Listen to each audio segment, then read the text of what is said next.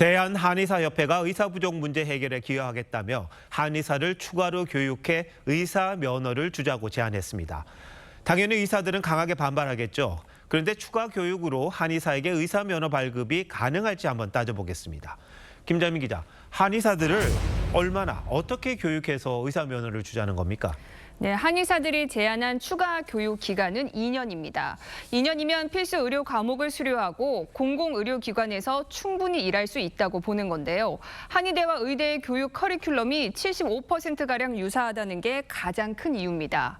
한의사협회는 의대와 한의대가 모두 있는 5개 대학에서 연간 최대 500명의 한의사를 뽑아 2년 교육한 뒤 국가시험을 거쳐 의사 면허를 주면 의사 수급난을 빠르게 해결할 수 있다고 주장합니다.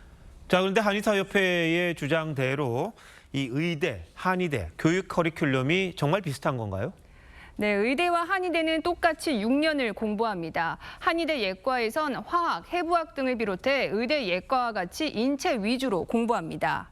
본과에선 치료법 위주로 교육이 이뤄지면 방향성이 좀 달라지지만 양방생리학, 양방병리학 등을 전공 필수로 듣습니다. 기초의학, 의생명과학이라고 저희는 표현을 하는데 해부학이나 생리학, 생화학, 병리학 이런 건 다 똑같이 배운다는 얘기인 거죠. 본산, 본사 과정 정도 실습, 양방에 대한 임상 과목이라든가 실습을 곁들인다면 충분히 의사로서 활동을 할 수 있는 기반. 의사들도 의대와 한의사들의 커리큘럼이 같다고 인정합니까? 네, 의료정책연구원이 올 6월 한의대 교육 과정을 분석했는데요. 한의대 강의에 포함된 의대 강의 내용은 27.9%에 불과하다고 봤습니다. 의대 교과서에 비해 다루고 있는 질병의 범위와 가지수도 적은 데다 한의학 교수가 가르치는 현대의학 교육은 의미가 없다고 분석했습니다.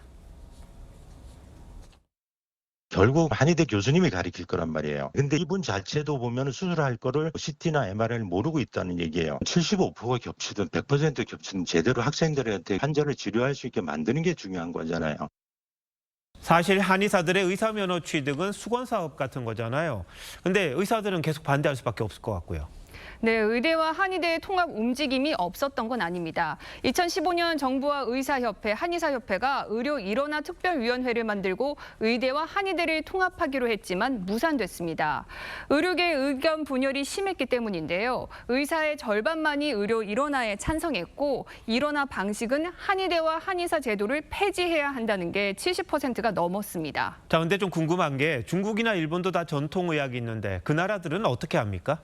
네, 중국은 전통 의학인 중의학을 문화유산으로 여겨 교육과 면허, 의료기관 모두 통합해 운영하고 있습니다.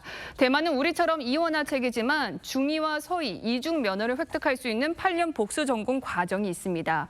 일본은 전통 의학을 공식적인 의료 체계에서 인정하진 않지만 의과대학 내에서 전통 의학을 가르칩니다. 의료 사태가 장기화하니까 의료계 내부의 분열뿐만이 아니라 의료계 캐캐모 같은 과제들도 하나둘씩 드러나는 것 같군요. 김 기자, 잘 들었습니다.